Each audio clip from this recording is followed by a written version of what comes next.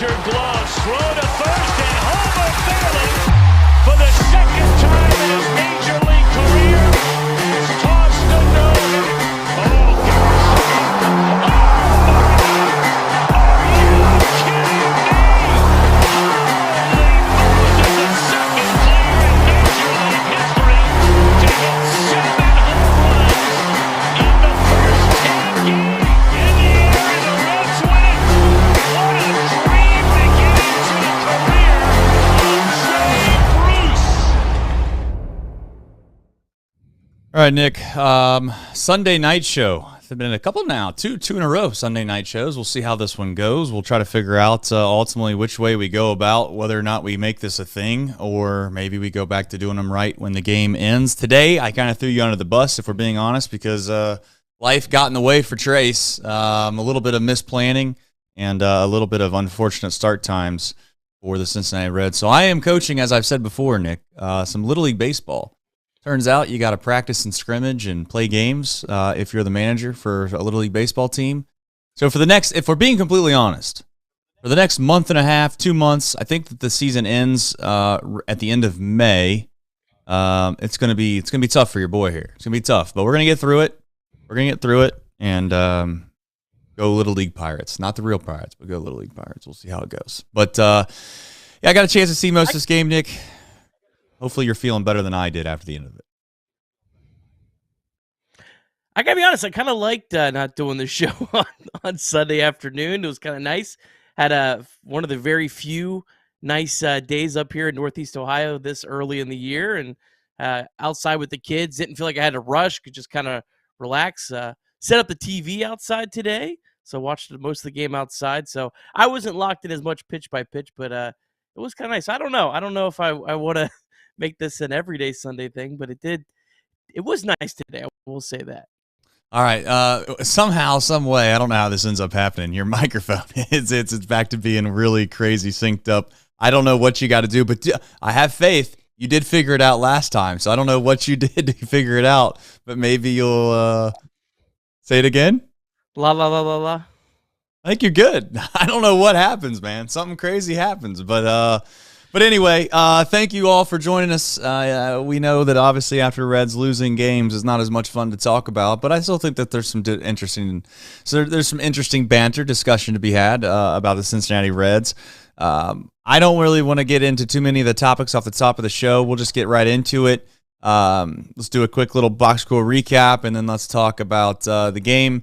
For those that are obviously watching and not in podcast form, you can see the topics, but you'll see why I really don't want to mention them until we get to it. But let's do the box score recap, Nick. All right, Reds taking on the Mets, the rubber game of this 3-game series. Andrew Abbott gave up 3 runs, 2 of them earned over 5 innings pitched on Sunday. First run that was scored was in the first inning. A liner deflected off CES's glove, went to second baseman Santiago Espinal. He made a poor throw to Abbott, who also kind of, I think, hesitated coming off the mound himself. Ball went rolling down the first baseline and a run scored.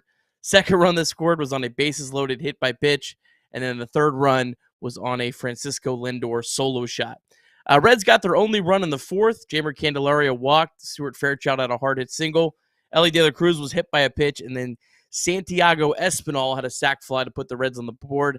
Reds did have the bases loaded in that inning, just one out for Bubba Thompson, who unfortunately for Bubba hit the ball too hard for just his third career double play that he grounded into. The bullpen, they did their job. TJ Anton, we'll talk about him in a second, left the game after throwing just one pitch and really just a heartbreaking injury, but Brett Suter really stepped up. He threw 3 shutout innings, somehow didn't strike anyone out over 3 innings pitched. Kind of hard to do in today's game. And then after throwing 2 innings yesterday, Buck Farmer threw a perfect inning. Reds did have a couple more chances. In the 6th, Ellie De La Cruz walked, stole second, stole third with 2 outs, but Espinal struck out to strand him. And then there were 2 on with 2 outs for CES in the 7th. He just missed a potential game-tying double foul down the left field line, but he grounded out to end the inning. Reds went 1-2-3 in the 8th and the 9th, and the Reds lose their first series of the year. They fall to 5-4. Yeah, the deep drive of the gay. I mean, this. I gotta be honest. We're pulling the short straw here now, Nick. Come on, brother. I mean, let's be honest. Well, We're pulling. When Go ahead. I'll when let you defend yourself. when Bubba Thompson barrels a baseball, I mean, Oh. come on. You have to make it the DSC deep drive of the day. And it was the furthest hit ball of the day by the Reds. Okay. All right. I mean, I'm going to have to get with John. I'm going to have to send John an email and ask him if he wants the deep. I'm going to ask him, hey, man, I'm just going to ask a basic question. If the deep drive of the day, sponsored by Deep South Commodity, consists of a fly out to center field of 368 feet, do you want us to do it or not? I mean, I don't know, John. I think John's got a bigger heart than this, but let's do it. Maybe it'll get canceled by the next show, but let's give it a shot. Bubba Thompson flies out sharply to center field. Harrison Bader, we know him. Glad to see Bader found a new home. Didn't know if he was going to find that after last season. Exit velocity, 102.3, so shout out to that.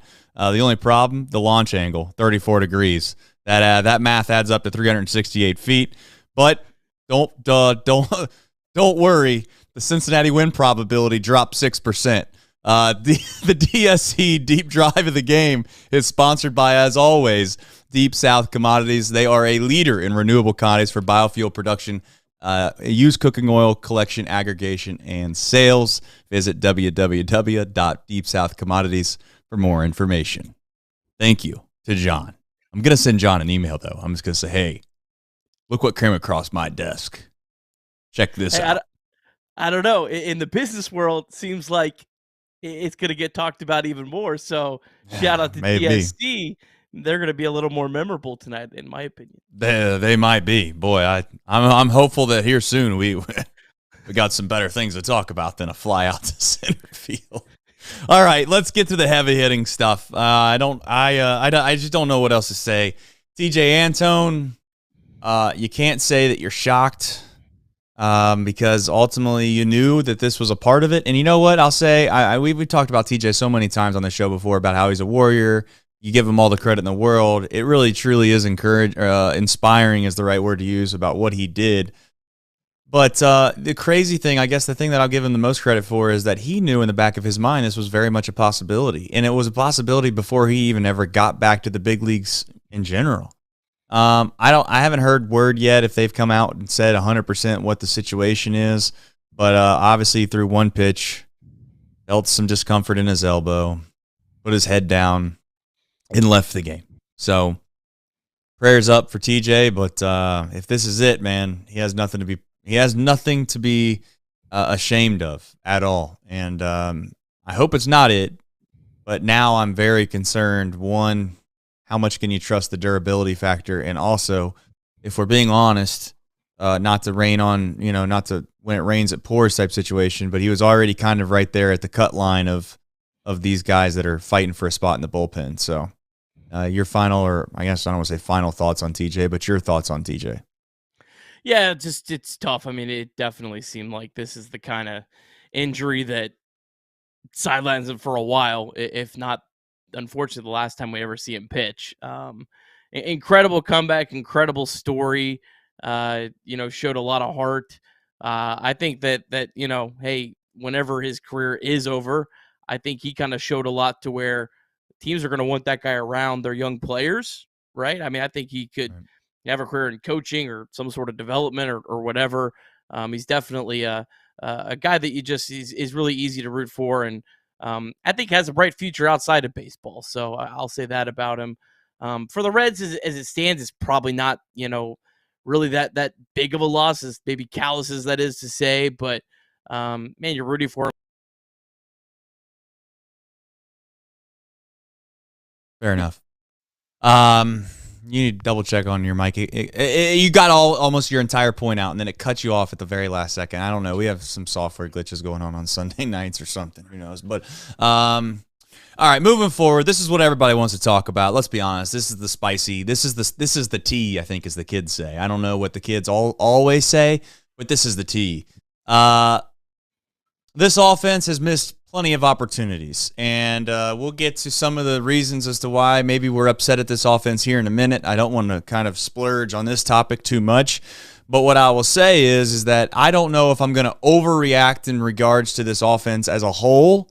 There are some certain pieces that I might start overreacting to soon, But they had their chances. I mean, with all due respect, Bubba Thompson, I gave him all the credit in the world yesterday about how I thought maybe that whole inning was due to him kind of making some plays. I'm not trying to put it all on his back today, but let's face it, if he gets a base hit right there, the Reds probably find themselves in a lucrative spot to win the game. Instead, he did the thing that he just couldn't do, the last possible thing that he could do, which is hit a one-hopper to third base, and it was a routine double play, and that pretty much ended, I don't want to say ended the game, but it ended the Reds' last real shot. What are you going to do, though? You know, like it's hard to manufacture a fake take here. I'm not going to overreact too much. Are you? No, I mean, the Reds sit right now 10th in Major League Baseball in OPS, so I don't think that their offense has been terrible by any stretch of the imagination. I think CES hitting third, Candelaria batting fourth, both those guys being the two guys that are struggling the most is probably the thing that stands out. But both of those guys are two of the guys, when I look at this lineup, that I feel like have one of the highest floors. Like, I think Ellie De La Cruz is a guy that, could swing wildly one way or the other. I think even Will Benson is a guy that could swing more wildly, one way or the other. Stuart Fairchild, the list goes on and on. I do feel pretty confident in both those guys that they're going to hit over the course of 162, but when they're hitting third and fourth, you're probably going to strand a lot of runners, and that's kind of what's happened so far. But I think the offense has been fine. Just look, the Mets have a good pitching staff. I said it all weekend. They came in with the best ERA in the National League, and I think you saw why this weekend. They have some really talented pitchers. Stinks to lose 2 or 3, but also just kind of one of those things the Mets were kind of due, right? I mean, that team was not as bad as they were the first 6 games, starting 1-6. Like, they're not that bad. And I think, you see some other teams around baseball, like the Pirates, that start off really hot. They're not going to keep up with this pace either. So it does kind of come, back and forth. And that's just kind of where we're at right now. Baseball's a goofy game. It's really a goofy game. Friday night, that was the night that if we wanted to be upset about anything, I think that was the night the Reds had to capitalize and find a way to win that game, because it just it was right there for the taking, and they didn't. And give the Mets some credit. And then Saturday, thank the Lord for that bottom of the 8th inning, because I mean, otherwise you're looking at a sweep to a team that came in here limping really, really, really bad, and the bullpen was basically desolate. And yeah, it's tough. You're not going to win every. I was thinking that today. Like, you're not going to win every single series, obviously, but I don't know. It's tough not to win this one, because it felt like you had some positive momentum going, and it just didn't pan out. But they got everything they want in front of them, as we all know. We're 9 games in, so some of that's baseball, Trace. I mean, you don't expect the Reds to win in Philly, right? No, you don't expect the exactly. Reds to win that series. You thought probably they could win this series. They flip at the end of the week.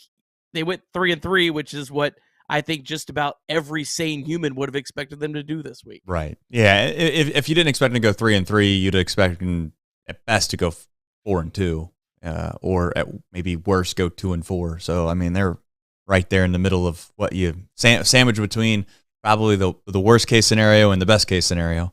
So it is what it is. I know that maybe that's not the way to start off a show and not have super hot takes, but I think we'll get to him in a minute. Andrew Abbott, I did good enough. Again, I don't want to say he was great. He wasn't great by any stretch of the imagination, but I think he did good enough to kind of keep himself in the loop here for this starting position, or starting pitching position or spot, whatever term you would like to use for it. I don't know. He's still young. Like there's still, I don't know if it's nerves. What is it? He's not been able to get out of the gate great yet. It's just kind of not, his command hasn't been there. And then he finds a way to middle himself out or make it muddy enough to get through a few more innings. And then he kind of, I don't want to say escapes, but he escapes a starting pitching line that's not all that hateful. Yeah, it felt like he could have pitched better, but it also felt like it really could have gone off the rails too, right? I mean, he had the base loaded, hit a batter, and then still only got out of that one inning, only allowing that one run. So, yeah, I mean, he's young, he's learning. He's been he's been fine so far. We'll talk about the rotation. I don't want to go too far because I did have that like next on the rundown. What I think they're going to do something that a lot of people aren't going to expect. So I'll tease that a little bit for right now. Yeah, and you know what I'm going to do? I'm going to take the high road here today. You had mentioned obviously the inning that he had the bases juiced. He had the bases juiced, and he got out of it for one reason. I'll give credit where credit's due. Like I said, this is, and I do think there's a chance that maybe I shorted the other side one yesterday, but that's okay. So, look at that. They're on the board finally. Good to see them on the board. Yes. That's good. I like that. I like a good competition, Nick. I didn't want that to get too far out of hand. All right. There was another shift. It wasn't a double play shift. Not a double play shift. Ball hit right at Ellie. He was right over. He was borderline over how far you're allowed to go. You're talking about over the second base bag, right? Yeah. Well, there was also, just to be fair too, there was a squibbler, I believe, down the third base line that Candelario didn't get either. I don't know if you remember that one, but we can't do this all year. Like that's the other thing that I just want to make very clear. Like, I am not anti-shift. Just to be very clear, I am not anti-shift per se. Like, if there's nobody on, there's maybe a guy on first and second, so be it. But, like, I just don't want the second baseman being so far away from the bag that it makes it impossible for him to turn a double play. But that's here nor there. We're not going to do that again today. Let's get into the next whole list of topics. This thing, I think, has some spice to it. But before we get to it, we'll talk about the Game Time app. For those that don't know, Game Time is a ticketing sponsor of ours, and you can download the Game Time app. And once you do it, you'll realize it is a nice app, Nick. I know our loyal listeners have heard me say this time and time and time again. But it is nice. You can click on the tickets, and one of my favorite things I'll say about it is you can see the seat location, or you can see a picture of the field from where you're sitting, and then after that, you can make sure you have the all-in pricing tab clicked at the top, and boom, next click, use Apple Pay, no free ads to Apple. I'm sure they don't need them, but use Apple Pay, and boom, you're gone. It's really nice. You know what else is nice? $20 off your first purchase. Use code CINCY, CINCY. That is code CINCY, CINCY. You can get $20 off your first purchase, so thank you to the Game Time app. All right. Starting pitching rotation. I don't think it's as complicated as it needs to be. I think it's relatively set in stone for me. Lodolo, regardless of his outing today, it was like a little spruce up outing here. I know it didn't go the way that he had probably hoped, but you know what? I don't care. He's getting put back in there. I got two lefties in the rotation now, and then now I got another arm that I can truly rely upon in the bullpen, and that's that. I know there's not as many options out of the bullpen as we'd like, so that makes things a little more hairy and difficult, but Anton just got hurt, so we shall see. David Bell said he is leaving nothing out of the possibility or the realm of possibility, he said. I think they're going to do a 6-man rotation. I think that's what they're going to do. Yeah, breaking news. It's not breaking news. They haven't said anything. Breaking news on your end. You've not proclaimed this. Well, what Sadak today, we were talking about the no stone unturned, said that David Bell said they were, I guess, mulling the idea of a 6-man rotation. And I just think that makes a lot of sense, kind of when you take a step back, because you look at every starting pitcher that the Reds have out there, and none of them have, outside of Frankie Montas, have gone a full season, right? And Frankie Montas only threw one inning last year. So I think right now, they're going to do a 6-man rotation when the Dolo comes back. Martinez is already scheduled to start on Thursday. And it doesn't seem like they're going to take Andrew Abbott out of the rotation right now.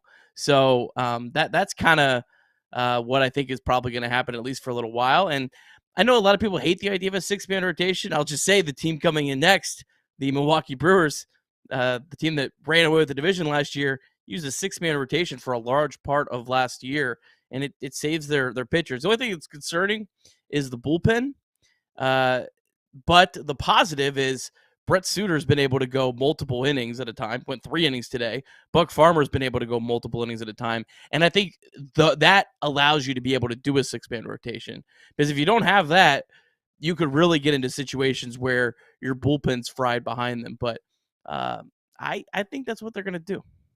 We'll find out. I don't think they'll stick to it that long. If they do that, but I'd be careful. I'd be careful to doing that, largely because last year I just don't want to be in a spot towards the end of the season where we got a bunch of guys throwing their career high in innings in the bullpen, and we're relying on them when it means the most. And they're burnt out or they're tired. Now, you could argue the opposite for the starters. If they're doing a 6-man rotation, clearly those guys will probably stay a little more fresh. But those guys don't throw that many innings. I don't, you know what I'm saying? Like, I just don't think that those guys are going to get to a spot where they're heavily fatigued regardless. Now, you're going to point to Abbott last year. That's fine. He was a rookie, though. I'm talking about most of these guys now that we have in here. They're veterans. I guess you could convince me Montas, you don't know since he's came off of an injury. So we'll see. We'll find out. If they do go to a 6-man, it'll be interesting to see if they ever get themselves in a spot where they're just toast when it comes to arms out of the pen. But, we shall find out. Suter's throwing the ball really, really well, man. Yeah, and his ability to go multiple innings makes him so much more valuable, right. In my opinion, because he's not going to be a guy that's going to strike a lot of guys out. He's not going to be a guy that you want to bring in with the bases loaded, no one out, trying to get some strikeouts. But if he can go 2-3 innings at a time, man, that just felt like the one piece the Reds were missing so much last year was that guy that you could count on, because it felt like the Reds had a lot of young pitchers, a lot of them throw a lot of pitches to get through their innings, and Suter's really a nice complement to a lot of those other guys. Yeah, I agree. Okay. CES. This is going to be the hot topic of the day. I know that there's going to be some folks in the chat that are already probably frustrated with this. I put out the poll question yesterday. Who's been a bigger disappointment so far? And I know we're talking 30 at bats, Nick. We're talking 9 games, 9 baseball games. You got to remind yourself of that from time to time, right? But you know what I think also happens for fandom in April? I do think overreactions are more prone. Reds baseball's been away for so long. You've been starving to watch, and you're ready to eat it all up, right? By the time July rolls around, I don't know. I'm not saying you're fatigued or you're worn out, but you kind of have a little bit of wear and tear on the tires. You're not as worried about what everything looks like perhaps anymore, right? You know how you get something brand new and you try to make sure it stays super nice. Then over time, you're just like, you know what? I'm just going to make sure I get to utilize it for what it's actually for. Right now, I think CES is the culprit of all of us wanting to see, great play right from the get-go. I'm not going to overreact yet, but he's got about 2 more weeks for me. He's got about 2 more weeks for me. And then from there, we get in that 75 at-bat range, and I'm going to start to be like, hey, this is the big leagues. At some point, you gotta produce, especially if you're going to be put in run production spots. And I know that you say that the lineup doesn't matter or where you're put in the lineup doesn't matter, but I really do think that if you're going to be put in the 3 hole, you can't be the guy with the least slugging percentage on the team. It just can't happen. And then on top of that, you stack back to back the 2 guys with maybe the least slugging percentage on an everyday basis on this team are hitting at the 3 and 4 hole. It makes it tough. It makes it tough. Maybe he'll bust out of this. He'll go 4 for 4 the next game or 5 for 5. The next thing you know, you look around, you see his stats, and they're completely different. Completely different. But I don't know. He's still young. He's not out of the, hey, you can send him to Triple-A woods for me, Nick. Oh, wow. I'm just saying, if he struggles for 2, 3, 4 more weeks, I'm not against giving him the Will Benson treatment. I'm not saying he's not a big leaguer. I just said, I think I said earlier that he's one of the few guys on this team I think will hit 50 home runs if everything goes well in the Great American Ballpark in a season. But my point is, if you have Mike Ford readily available and Mike Ford's playing well, I think it's safe to say that Mike Ford can at least give him a couple weeks, and maybe you try to spark something and you come back and you Will Benson it. Hopefully, that's easier said than done, but. Yeah, he doesn't play like a premium position either, so he has a shorter leash, I guess, than a guy like, obviously, Ellie De La Cruz. Or, correct. Someone like that. But remember, he did start slow last year when he was called up. It took him a little while to get his feet under him. I know a lot of people were like, you got to move him out of the 3-0. You got to move him out of the 3-0. He can't be there right now. And maybe it would have been fair to say at the beginning of the year, putting him in the 3-hole wasn't the right spot. I'll listen to that argument. I think that argument might be fair. But you can't, after 9 games, say, all right, well, we tried in the 3-hole. Let's move you to the back of the – it's just Right. How's that going to help this guy's confidence this early in the year? So you got to ride it out. If you're putting him in the 3-hole to start the year, you ride it out a little bit longer. You see if he can get going. Again, I think that CES is a professional hitter. He's going to have some ugly at-bats. That's just kind of how his game is. He swings at everything, but it's worked for him throughout his entire career. So that kind of is what he is. And he's going to have these slumps that look kind of ugly. But, man, when he gets going, you're going to completely forget about it. And I think he'll get going soon. Maybe not this week with the Milwaukee Brewers coming in town. That team can typically pitch a little bit. But I'm not worried about CES. Of all the players in the Reds lineup, he's not a guy that I typically worry about because he can hit. Now, the question is, like, can he hit elite enough to where kind of his – but he doesn't have a lot of value other than hitting. He's a hitter. That's it. He's not a defensive guy. He's not a base runner. There's not really much else to his game, but he'll hit. 100%. I think Ellie's also shown, at least today, I mean, he might struggle, but he has the potential to help you in so many other areas if he gets it going that you give him a long leash, a very, very, very long leash. CES, I don't think, has anywhere near those capabilities. So you kind of left with, hey, how are you slugging the ball here? If you're not slugging the ball very, very well, then it's kind of tough to keep the, I guess, for lack of a better term, to use another analogy here on shout out to the women's national championship game. But if you got a specialist 3-point shooter and they're not making threes, at some point you look over to coach and you say, hey, man, if he can't make threes, then he can't help us. So they're not going to the game. So CES, he's got I don't know, 2-3 more weeks with me, and then I'm going to start questioning whether or not maybe he should find a little bit of a brief stint somewhere else to kind of get his mind right. But again, we're 9 games in. Let's not get too crazy here. But there was a couple of one. There's a super chat here, but more importantly, there was really quickly there was a question at the beginning of the show that I can't get back to. But let's do the super chat first here, and then I'm going to try to see if I can't figure that out on the fly. So Drew. He's taking the blame. Drew's taking the blame here. He's saying, no super chat last night, then a loss today. That's on me. So, I'm not. Drew, come on. Science. I don't think that. Yeah, there is some science to everything. So I can't say you're totally out of the blame, but I'm not going to put it on you.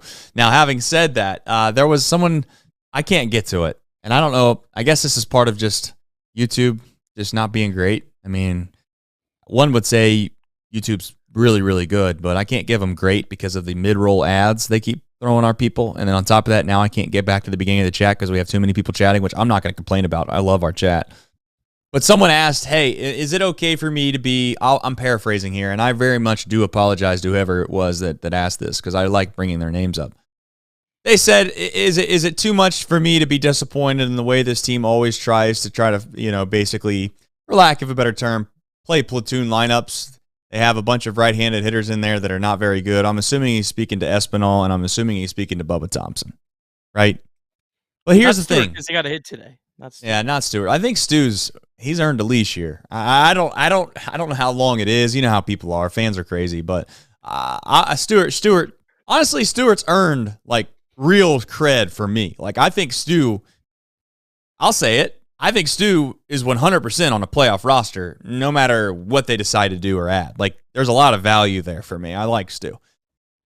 Moving forward, you look at Espinal and you look at Bubba Thompson. Will Benson has been struggling a little bit. I think he's 2 of his last 19. He didn't get another hit today, so he's 2 of his last 20, if memory serves me right. You can correct me if I'm wrong. But you add in that part of the pie, and then you add in the fact that again, I don't really know how well Benson hits lefties anyways. And you stir this pot up, and I guess my point or my thing to everybody is that there's just not much of a better option, man. Like, there's just not. It sucks. I mean, it does stink to think that Espinal is a guy that we got to play. So sometimes I'll be lying, and I'd be lying. Can I tell the truth on this show? I will. I'd be lying if I told you I seen Bubba Thompson and Espinal playing in this game, and my mind didn't creep a little bit to the idea of kind of like when I seen Kevin Newman play a few times last year. Are we really good? Are we as good as I think we are? Maybe we're not really good. Maybe we're average. Maybe we're a little below average. See Bubba Thompson grounded the double play, and then you scratch your head and you think, man, maybe we're not good. But then a right-hander throws the next day, and you're feeling good again. All that kind of goes away.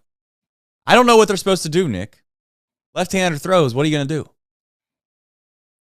Well, Espinal has 12 at-bats. Maybe we could give the guy a little bit more patience than 12 at-bats. I've seen enough, to be fair.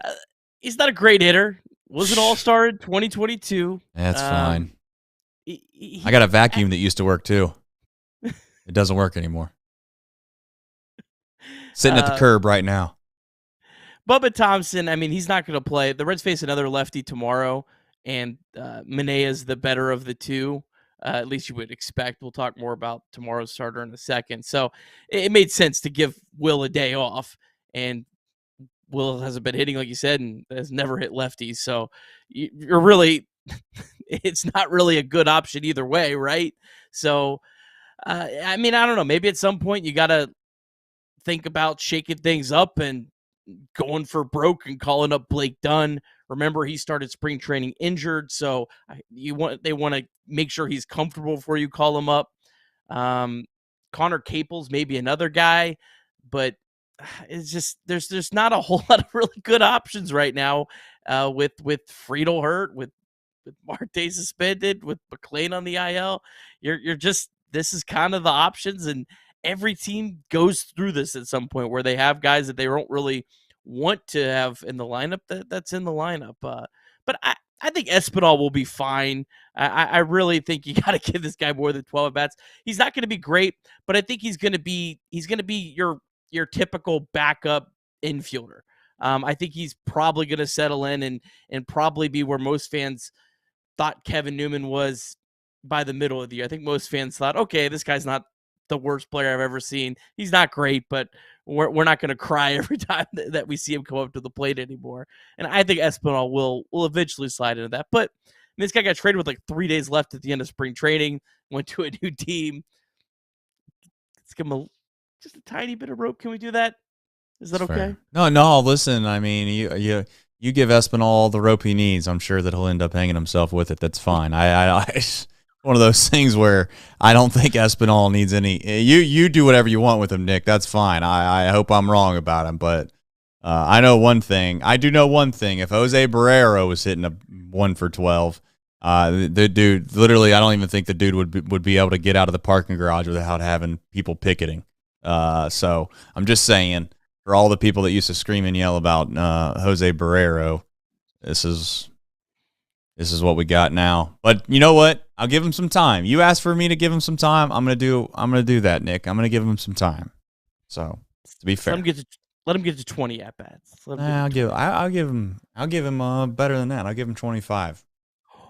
Wow. I know. Very nice of me. I know. Very nice. Hopefully we got to 2 hits by then. If we do, that'd be great. All right. Only needs one more. He got to hit his first at bat, didn't he? I think he got to hit his first at bat. He's 0 for 11 since. Should have stopped while he was ahead. All right. Reds MILB, Nick. The youngsters down on the farm. What'd you see? What'd you hear? Yeah, we got a full Reds MILB day today. Louisville lost 8-2 to Gwinnett. Bats 4-5 on the season. Big story of the game was Nick Lodolo. Threw 64 pitches, 44 of them were strikes. Fastball velocity was solid, 94.3 miles per hour. Gave up 5 hits, 4 earned runs. Didn't walk anyone, struck out 2. So not the best outing by Nick Lodolo by any stretch, but he was throwing strikes. Everything seemed to be fine.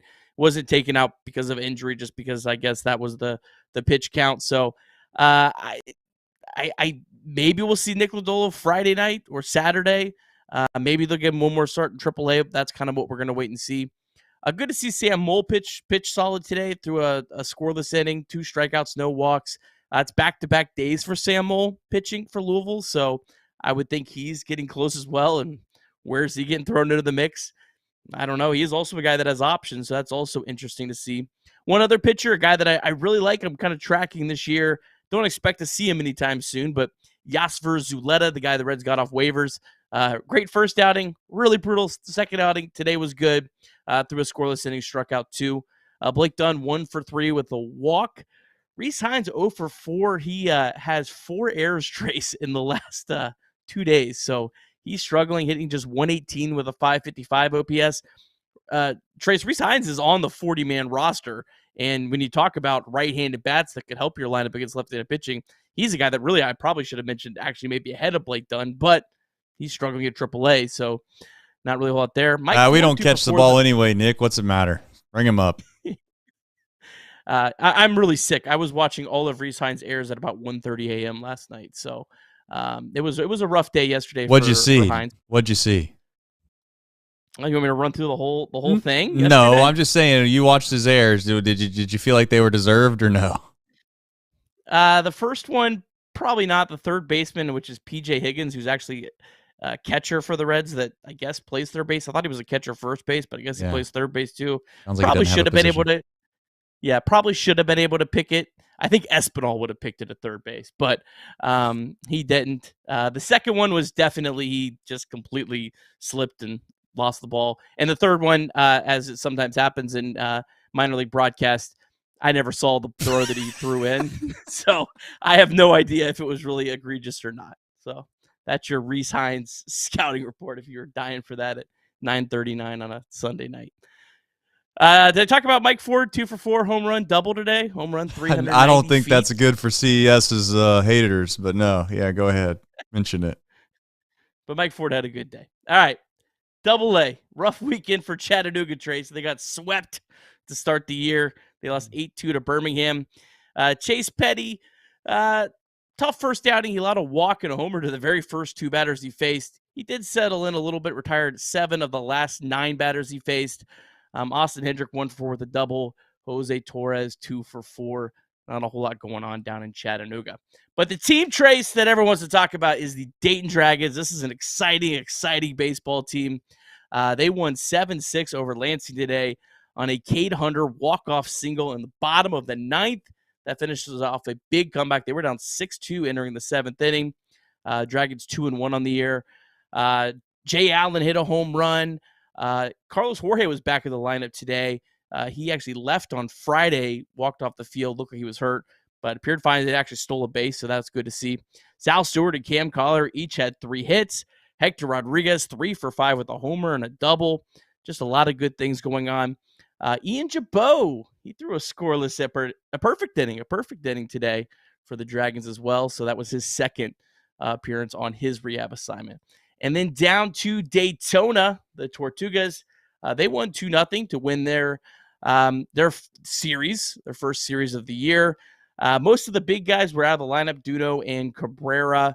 But Adam Serwinski, this is a guy that Bryce and Reds fan Brandon have been talking about.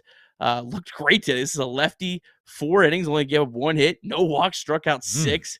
He's got a really fun delivery.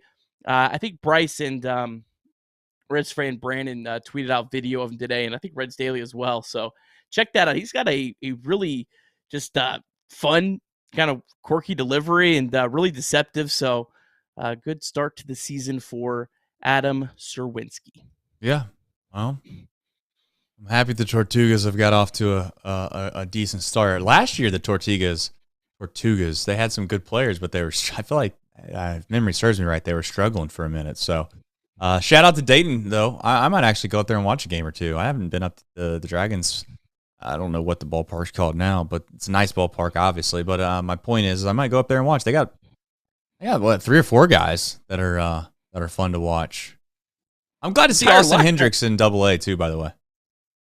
Yeah, the Dragons' entire lineup is like legitimately. I think their 1 through 7 guys are top 30 Reds prospects. And they're just a lot of. I feel like, Trace, when you're at that high A level, that's kind of the last level where it's all about just like fun and it's almost about wins and losses. I feel like when you go to Double-A and Triple-A, it's just guys just trying to get to the majors. They don't give a damn about winning or losing. And I'm not slighting those guys, but it's just they're trying to get to the majors, and you have a lot of guys that have kind of stopped where they're going on the way up. But everyone in Dayton, man, they're having a good time. They're trying to win. So seriously, if you get a chance to go out to Dayton, and especially on a night that Rhett Lauder pitches, I'm not sure you're ever going to see another Reds minor league team that's as loaded as they are right now. Yeah, I like based off the box scores, I was just looking, wow, they got those 4 guys on the Dragons. That's pretty cool. So yeah, shout out to Dayton. Kudos to the Dragons for having a pretty good lineup. We'll see how long it takes until they just to tear it apart, though. There's a chance towards the end of the season that lineup doesn't look the same anymore. To be fair, shout out to Austin Hendricks, though. I didn't know he was in Double-A. Hopefully, he can stick it, figure out a way to make it all work. We shall find out. But that proves the point, though, as well, is where you get drafted. It matters a lot. It matters a lot. I don't know how in the world you get to Double-A, to be honest, but he's there. So good for him. All right. They had players behind him that they needed to move up. So yeah, you're great. It's like, I'm not trying to kill him. I'm not trying to kill him. I'm just saying, though. I'm just trying to do the math here. That math ain't mathing, man. That math ain't mathing. I'm looking at the math. It just ain't. I don't know how it gets to Double-A, but hey, we'll see if it all works itself out. All right. Up next, Reds play mañana. I think that means tomorrow in Spanish. What, when, where, and why, Nick? Yeah, tomorrow I think is a interesting day around the country. I think there's some sort of solar eclipse or something. So, Trace, not to get off topic, how close does that get to you guys down there? Are you in the path? We are the total eclipse. I think we're 100%. We're 100% where I'm at. So, yeah, I'm looking forward to tomorrow. All right. Yeah, I'm like right dab smack in the middle. So we'll see how that works. All right. Reds Brewers, first of 4, 6:40 p.m. on Bally Sports Ohio. Also, if you're out of the Cincinnati market, this is the MLB free game of the day. Brewers are 6-2. They swept the Mets, split 2 against the Twins, and then won 2 of 3 against the Mariners over the weekend. However, they only have a run differential of +10. Reds are +7. Aaron Ashby, the lefty, making his first appearance since 2022. He tore his labrum. Missed all of last season, made a little bit of a appearance late in the year in Triple-A, but never made it up to the big leagues. Brewers signed him to a $20 million 5-year contract extension right before he got hurt.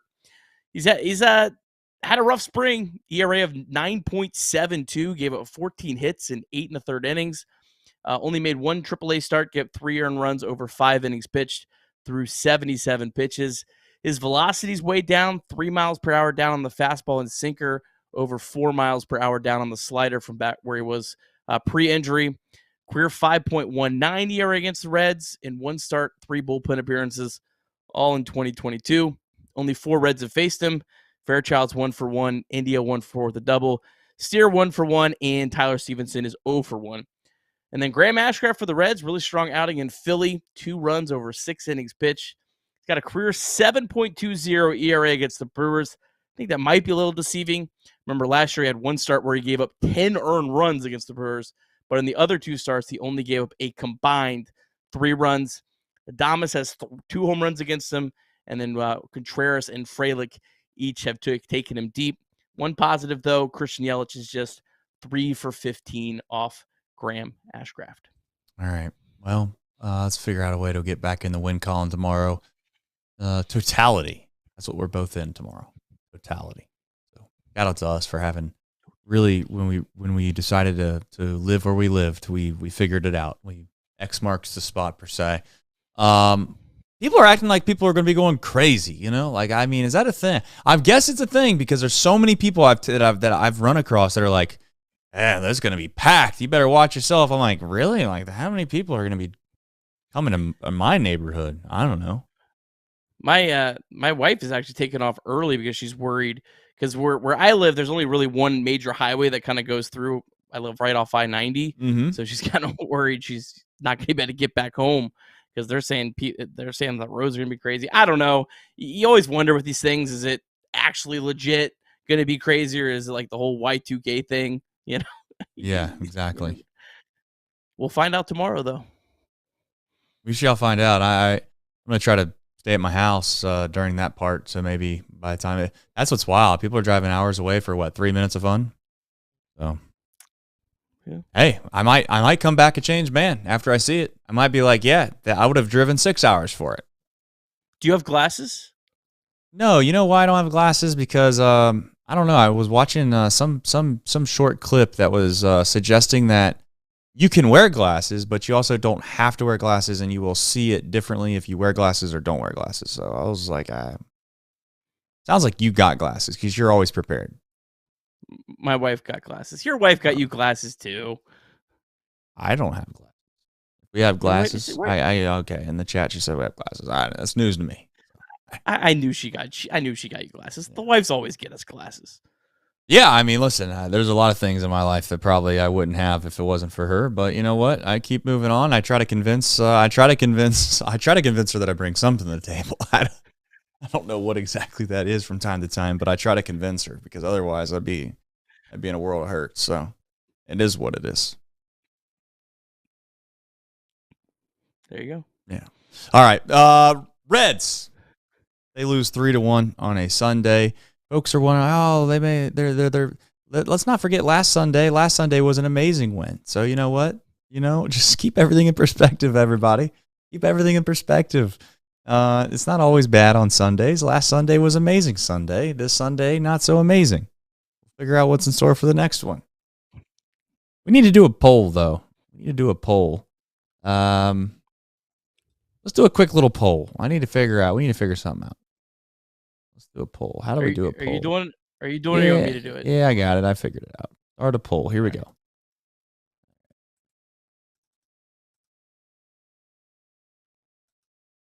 Hold on.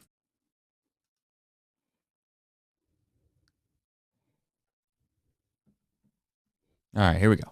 We'll see what we'll buy. Let's buy like 5 minutes of fun here. We get 5 minutes of fun. We don't get to dunk the basketball. We don't get to do the pillow, so that always stinks. But we can do some 5 minutes of fun. Trying to figure out if people want us to do this show at night, no matter what, or if they want us to go live in the ninth inning. The thing that's tough is that obviously on Sundays in the middle of the day, maybe most people are already doing stuff on their end in the middle of Sundays, so they prefer actually just to have kind of like a Sunday night thing. So maybe Sunday nights we turn it into a tradition. Speaking of which, next Sunday, are you a big golf guy? No. I'll bet on it though, so I'll be a big golf guy. Who am I betting on? I mean, they're gonna have boosts all over the place. Man. Nick Kirby loves a boost. Anytime I do. get the odds in my favor, I'm. How much money did you put live on South Carolina today when they were down? I kid you not. I almost emptied the account when I saw them at -105, and my heart wouldn't let me do it because I was like, I can't bet against Caitlin Clark. And then I was like, 5 minutes later, I was like, I cannot believe I passed on that. I was so mad at myself. So mad. Yeah, I missed out on that opportunity because I was running around doing stuff. But I was thinking to myself, man, if I would have been watching that game, South Carolina, different animal. So shout out to them. Let's give a random dark horse. If you watch golf in the chat, I know this probably isn't the type of show you're watching if you love golf, but I'm gonna go with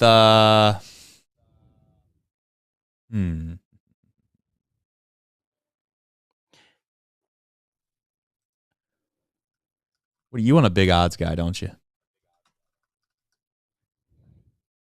Scotty Scheffler being plus 400 is just so crazy. I mean, just so crazy. I know he's great. Like, he's so good. But, dude, come on. Plus 400 to win a tournament? It's like the home run props. Like, I saw they had a special for Sunday Night Baseball. And, like, Adolis Garcia was, like, plus 125 to hit a home run. Like, what are you talking about? The guy has a great year. He hits 50 in 162 games. And he's plus 125? Yeah. Tonight? Did he hit one? No, I don't think so. Okay, I was going to say. I bet on Altuve. All right, I'm going to give you my pick because at some point he's going to win another one. And I'm looking for his odds. I mean, why can't I find him? All right. He's going to win another one, guys. I don't know when it's going to be, but I think. Ricky Fowler? No. No, I hate to say this, but I don't know if that'll ever happen. I waste money every tournament betting on Ricky Fowler, and I'll continue to waste money. You know why? Because if it ever happens, it'll be a hell of a time. But I think no matter what, at this point, I'm down on Ricky Fowler. If Ricky Fowler wins a tournament and he's plus 2,500, I'm still down. I think that's how it is, to be honest. But here's the deal. I'm going to take Rory McIlroy. He's going to win another major. I don't know when it's going to be. But if you're going to give me plus 1,000, which means Rory has to win another major in the next 10 tries to break even, I feel great about that. So that's what I'm going to take. I'll probably just take Ricky, Rory, maybe top 10, whatever. Okay, that's fair. I'm going to take the easy way out. Sure. No, that's fair. Chat, they're all over the place. So, we shall figure it out. All right. Polls overwhelmingly yes. So that's all I was trying to do was buy some times here. Do we continue to do the Sunday night shows? And yes, 88%. That's a crazy high, bro. Yeah. Damn. All right. The people have spoken. Yeah, is what it is. All right. Well, I'm gonna hit the outro because there's really nothing left else to do. You guys enjoy yourselves. Be safe out there. Make sure under any circumstance or every circumstance that you get your glasses on. Stay out of the way. You look right into the sun. Supposedly, I assume that's what it's like to be a Cubs fan. Just feeling like you're having a great day and everything looks good, and then all of a sudden it just turns nothing but darkness on the other side of it. But Reds play tomorrow. We got to find a way to win, especially against a guy that sounds like he's a bum. No offense to the guy, but he sounds like a bum. And I know that's putting a lot of pressure on us, Nick, to find a way to win, but the guy certifiably bum if we can't get CES going. All right, for myself and Nick, we love you. We appreciate you. Don't forget on the way out to like the show, download the podcast, like the podcast, give it a review. But as always, we'll be back better than ever tomorrow. Go Reds.